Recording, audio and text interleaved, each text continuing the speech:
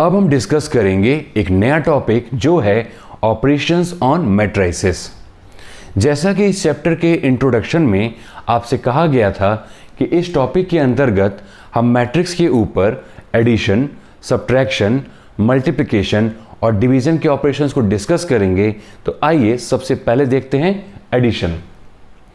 किसी भी दो मैट्रिक्स को ऐड करने के लिए सबसे इंपॉर्टेंट कंडीशन यह है कि उन दोनों मैट्रिक्स का ऑर्डर सेम होना चाहिए, और अगर उन दोनों मैट्रिक्स के ऑर्डर सेम हुए तो उनके एडिशन के लिए हम उनके करेस्पॉन्डिंग एलिमेंट्स को ऐड करेंगे। ऐसा करने पे जो नया मैट्रिक्स मिलेगा उसका ऑर्डर वही होगा जो उन दोनों इंडिविजुअल मैट्रिक्स का ऑर्डर था। जैसे आप देख सकते हैं कि मैट्रिक्स ए में there are 2 rows and 3 columns, और मैट्रिक्स बी में भी there are 2 rows and 3 columns. मतलब ए और बी इन दोनों मैट्रिक्स का ऑर्डर सेम है, दैट इज 2/3। तो हम इनका एडिशन कर सकते हैं और इसके लिए हमें इनके करेस्पॉन्डिंग एलिमेंट्स को ऐड करना होगा। तो आप देख सकते हैं कि A11 का करेस्पॉन्डिंग एलिमेंट है यहाँ पे B11। तो A प्लस B के लिए हम A11 को ऐड करेंगे B11 से। ऐसे ही A12 का करेस्पॉन्डिंग एलिमेंट है B12, तो A12 को ऐड करेंगे B12 से। A13 का करेस्पॉन्डिंग एलिमेंट है B13, तो A13 को ऐड करेंगे B13 से। ऐसे ही A21 को ऐड करेंगे B21 से, A22 को ऐड करेंगे B22 से, और A23 को ऐड करेंगे B23 से। आप देख सकते हैं कि मैट्रिक्स A प्लस B में there are 2 rows and 3 columns. मतलब इस मैट्रिक्स का ऑर्डर भी वही है जो मैट्रिक्स A और मैट्रिक्स B का ऑर्डर था, दैट इज 2/3। तो ये तो रहा एक जनरल तरीका किसी भी दो मैट्रिक्स के एडिशन को समझने का। आइए इसे एक एग्जाम्पल से समझते हैं। आप देख सकते हैं कि मैट्रिक्स C और मैट्रिक्स D दोनों सेम ऑर्डर दैट इज 2/2 के स्क्वायर मैट्रिक्स हैं। तो हम इनका एडिशन कर सकते हैं। इसके लिए हमें इनके करेस्पॉन्डिंग एलिमेंट्स को ऐड करना होगा। तो C प्लस D के लिए 1 का करेस्पॉन्डिंग एलिमेंट है 4, तो 1 + 4। 2 का करेस्पॉन्डिंग एलिमेंट है 3, तो 2 + 3। 3 का करेस्पॉन्डिंग एलिमेंट है 2, तो 3 + 2, और 4 का करेस्पॉन्डिंग एलिमेंट है 1, तो 4 + 1। 1 + 4 5, 2 + 3 5, 3 + 2 5, 4 + 1 5। तो इस तरह से आपको मिल गया मैट्रिक्स C प्लस D। और आप देख सकते हैं कि C प्लस D मैट्रिक्स में there are 2 rows and 2 columns. मतलब इसका ऑर्डर भी वही है जो मैट्रिक्स C और मैट्रिक्स D का था, दैट इज 2/2। तो इस तरह से आप एडिशन के ऑपरेशन को आसानी से समझ गए होंगे। अब देखेंगे नेक्स्ट ऑपरेशन। नेक्स्ट ऑपरेशन है सब्ट्रैक्शन। एडिशन की तरह ही किसी भी दो मैट्रिक्स को सब्ट्रैक्ट करने के लिए सबसे इंपॉर्टेंट कंडीशन यह है कि उन दोनों मैट्रिक्स का ऑर्डर सेम होना चाहिए, और अगर उनके ऑर्डर सेम हुए तो उनके सब्ट्रैक्शन के लिए हम उनके करेस्पॉन्डिंग एलिमेंट्स को सब्ट्रैक्ट करेंगे। ऐसा करने पे जो नया मैट्रिक्स मिलेगा उसका ऑर्डर वही होगा जो उन दोनों इंडिविजुअल मैट्रिक्स का ऑर्डर था। जैसे आप देख सकते हैं कि मैट्रिक्स A और मैट्रिक्स B दोनों का ऑर्डर सेम है, दैट इज 2/3। तो हम इनका सब्ट्रैक्शन कर सकते हैं, और इसके लिए हम इनके करेस्पॉन्डिंग एलिमेंट्स को सब्ट्रैक्ट करेंगे। तो A - B के लिए A11 को सब्ट्रैक्ट करेंगे उसके करेस्पॉन्डिंग एलिमेंट B11 से। A12 में से सब्ट्रैक्ट करेंगे B12 को। ऐसे ही A13 - B13, A21 - B21, A22 - B22, A23 - B23। Again आप देख सकते हैं कि A - B में there are 2 rows and 3 columns. तो इसका ऑर्डर भी वही है जो मैट्रिक्स A और मैट्रिक्स B का है, दैट इज 2/3। क्लियर? तो ये तो रहा एक जनरल तरीका दो मैट्रिक्स के सब्ट्रैक्शन को समझने का। आइए इसे भी समझते हैं एक एग्जांपल से। अगेन आप देख सकते हैं कि ये वही मैट्रिक्स C और D हैं जिनको आपने एडिशन के ऑपरेशन के लिए यूज़ किया था। तो इनका ऑर्डर तो सेम है, तो इनको भी हम सब्ट्रैक्ट कर सकते हैं। तो C - D के लिए हम इनके करेस्पॉन्डिंग एलिमेंट को सब्ट्रैक्ट करेंगे। तो 1 का करस्पॉन्डिंग एलिमेंट है 4, तो 1 माइनस 4, 2 का करस्पॉन्डिंग एलिमेंट 3, तो 2 माइनस 3, 3 का करस्पॉन्डिंग एलिमेंट 2, तो 3 माइनस 2, और 4 का करस्पॉन्डिंग एलिमेंट 1, तो 4 minus 1, 1 minus 4 minus 3, 2 minus 3 minus 1, 3 minus 2 1, 4 minus 1 3। आप देख सकते हैं कि C माइनस D मैट्रिक्स का ऑर्डर 2/2 है, जो मैट्रिक्स C और मैट्रिक्स D का भी ऑर्डर है। तो इस तरह से आप सब्ट्रैक्शन के ऑपरेशन को भी समझ गए होंगे। नेक्स्ट ऑपरेशन है मल्टीप्लिकेशन। आप देख सकते हैं कि मल्टीप्लिकेशन के इस ऑपरेशन को हमने दो डिफरेंट केसेस में डिवाइड किया है। फर्स्ट केस है multiplication of a matrix bye a scalar, और सेकेंड केस है multiplication of a matrix by another matrix. तो इन दोनों केसेस को हम वन बाय वन डिस्कस करेंगे। तो सबसे पहले first case, multiplication of a matrix bye a scalar. यहां आप याद रखिएगा कि स्केलर का सेंस किसी रियल नंबर से है। ओके, हम सभी ने लोअर क्लासेस में एक डिस्ट्रीब्यूटिव प्रॉपर्टी पढ़ी है, जैसे a into B plus C. इसे आप कहते थे distributive property of multiplication over addition. इसे सॉल्व करने के लिए आप a को b और c दोनों में डिस्ट्रीब्यूट करते थे, या दूसरे शब्दों में आप a को b और c दोनों से मल्टीप्लाई करते थे, तो आपको मिलता था a into B plus a into C. कहने का सेंस ये है कि ब्रैकेट के बाहर प्रेजेंट एलिमेंट को आप ब्रैकेट के अंदर प्रेजेंट हर एक टर्म से मल्टीप्लाई करते हैं। इन द सेम मैनर, अगर हम किसी रियल नंबर या किसी स्केलर k को मैट्रिक्स A से मल्टीप्लाई करें, तो इस k का मल्टीप्लाई मैट्रिक्स A के हर एक एलिमेंट से हो जाएगा।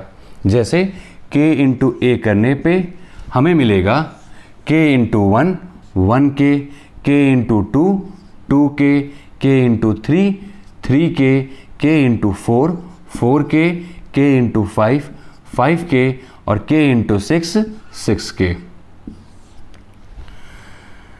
क्लियर? और मान लीजिए अगर आपको इस मैट्रिक्स में से k को कॉमन निकालना है, तो इसके लिए आपको इस मैट्रिक्स के हर एक एलिमेंट में से k को कॉमन निकालना होगा। तो आपको मिल जाएगा k इंटू मैट्रिक्स 1 2 3 4 5 6। तो यहाँ से हम ये समझें कि अगर किसी भी मैट्रिक्स में रियल नंबर से या स्केलर से मल्टीप्लाई करना है, तो वो उसके हर एक एलिमेंट में मल्टीप्लाई होगा। वहीं अगर किसी मैट्रिक्स से हमें रियल नंबर या स्केलर को बाहर निकालना है, कॉमन निकालना है, तो वो उस मैट्रिक्स के हर एक एलिमेंट से कॉमन निकलेगा। आइए इसे एक एग्जांपल से समझते हैं। सपोज एक मैट्रिक्स B है 5 10 15 20 25 28। सपोज करिए आपको इस मैट्रिक्स में से इस स्केलर या रियल नंबर 5 को कॉमन निकालना है, तो रूल के अकॉर्डिंग हमें इस मैट्रिक्स के हर एक एलिमेंट में से 5 को बाहर निकालना होगा। तो आइए इसे हम लिख सकते हैं 5 को 5 इंटू 1, 10 को 5 इंटू 2, 15 को 5 इंटू 3, 20 को 5 इंटू 4, 25 को 5 इंटू 5, और 28 को ध्यान से देखिएगा 5 इंटू 28 अपॉन 5, क्योंकि यहाँ पे 5 से 5 कैंसिल हो जाएगा, तो वापस आपको 28 ही मिलेगा। अब देख सकते हैं कि इस मैट्रिक्स के हर एक एलिमेंट में से आप 5 को कॉमन निकाल सकते हैं। तो ऐसा करने पे आपको मिलेगा 5 इंटू मैट्रिक्स 1 2 3 4 5, और यहाँ पे 28 अपॉन 5। क्लियर? अब हम देखेंगे दूसरा केस, जो है multiplication of a matrix by another matrix. Generally हम किसी भी दो मैट्रिक्स को एक दूसरे से मल्टीप्लाई नहीं कर सकते, क्योंकि दो मैट्रिक्स का मल्टीप्लिकेशन एक सर्टेन रूल को फॉलो करता है। आइए इसे समझते हैं। सपोज एक मैट्रिक्स A है जिसका ऑर्डर है m बाय n, और दूसरा मैट्रिक्स B है जिसका ऑर्डर है n बाय p। अगर आप ध्यान से देखें तो आप नोटिस करेंगे कि मैट्रिक्स A में नंबर ऑफ कॉलम्स और मैट्रिक्स B में नंबर ऑफ रोज दोनों की वैल्यू एक दूसरे के इक्वल है। तो ये वही एक सर्टेन कंडीशन या वही एक सर्टेन रूल है जिसके बेसिस पे दो मैट्रिक्स का मल्टीप्लिकेशन पॉसिबल है।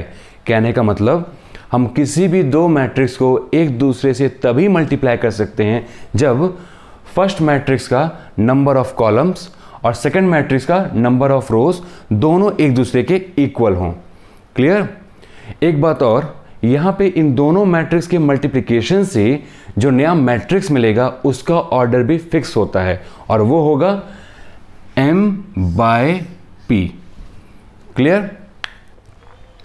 तो किसी भी दो मैट्रिक्स का मल्टीप्लिकेशन कब पॉसिबल है, हमने ये सीखा।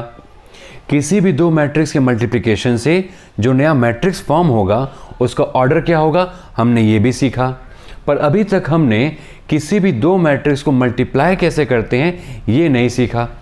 तो अब हम सीखेंगे किसी भी दो मैट्रिक्स को मल्टीप्लाई कैसे किया जाता है।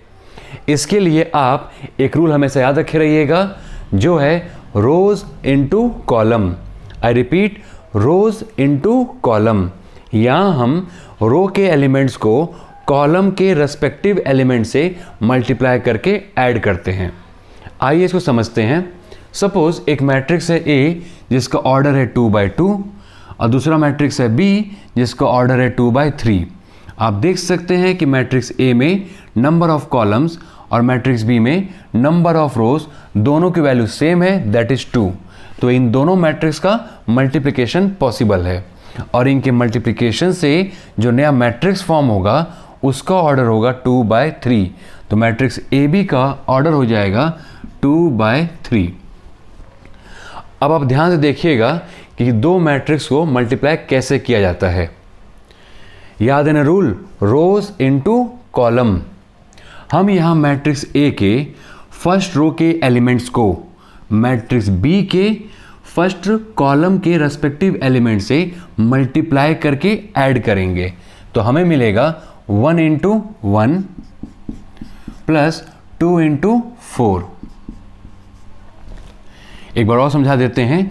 हमने यहां पे क्या किया, हमने यहां पे मैट्रिक्स A के फर्स्ट रो के एलिमेंट्स को मैट्रिक्स B के फर्स्ट कॉलम के रेस्पेक्टिव एलिमेंट से मल्टीप्लाई करके ऐड किया है।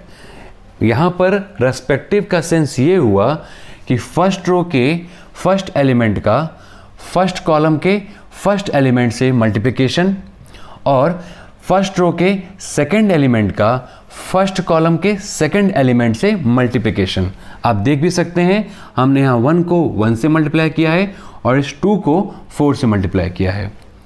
याद रखिए रूल, रोज इनटू कॉलम। अब ऐसे ही आगे बढ़ने पे मतलब फर्स्ट रो को, मतलब यहाँ पे मैट्रिक्स A के फर्स्ट रो के एलिमेंट्स को मैट्रिक्स B के सेकंड कॉलम के रेस्पेक्टिव एलिमेंट से मल्टीप्लाई करके ऐड करने पे हमें मिलेगा 1 × 2 plus 2 × 5। In the same manner matrix A के फर्स्ट रो के एलिमेंट्स को मैट्रिक्स B के थर्ड कॉलम के रेस्पेक्टिव एलिमेंट से मल्टीप्लाई करने पे हमें मिलेगा 1 × 3 प्लस 2 × 6। अब ऐसे ही याद रखिए रोज इनटू कॉलम। अब ऐसी सेकेंड रो के एलिमेंट्स को मैट्रिक्स B के फर्स्ट कॉलम के रेस्पेक्टिव एलिमेंट से मल्टीप्लाई करने पे 3 × 1 प्लस 4 × 4। ऐसे ही मैट्रिक्स A के सेकंड रो के एलिमेंट्स को मैट्रिक्स B के सेकंड कॉलम के रेस्पेक्टिव एलिमेंट से मल्टीप्लाई करने पे 3 × 2 प्लस 4 × 5। और लास्ट मैट्रिक्स A के सेकंड रो के एलिमेंट्स को मैट्रिक्स B के थर्ड कॉलम के रेस्पेक्टिव एलिमेंट से मल्टीप्लाई करके ऐड करने पे हमें मिलेगा 3 × 3 प्लस 4 × 6। आप देख सकते हैं कि मैट्रिक्स AB में there are 2 rows and 3 columns और इसका ऑर्डर भी क्या है 2/3। आइए इसको सिंप्लीफाई करते हैं। तो यह हमें मिलेगा 1 × 1 1 plus 2 × 4 8, 1 × 2 2 plus 2 × 5 10, 1 × 3 3 plus 2 × 6 12, 3 × 1 3 plus 4 × 4 16, 3 × 2 6 plus 4 × 5 20, 3 × 3 9 plus 4 × 6 24।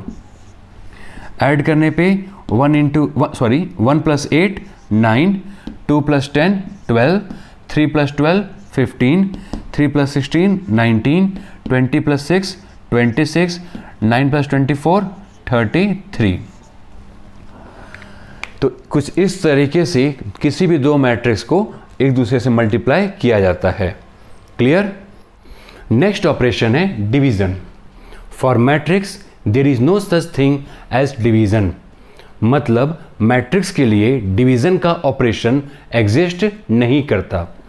तो हम किसी भी दो मैट्रिक्स को एक दूसरे से ऐड कर सकते हैं, सब्ट्रैक्ट कर सकते हैं, मल्टीप्लाई कर सकते हैं, पर डिवाइड नहीं कर सकते। तो यहाँ तक आपने समझ लिया।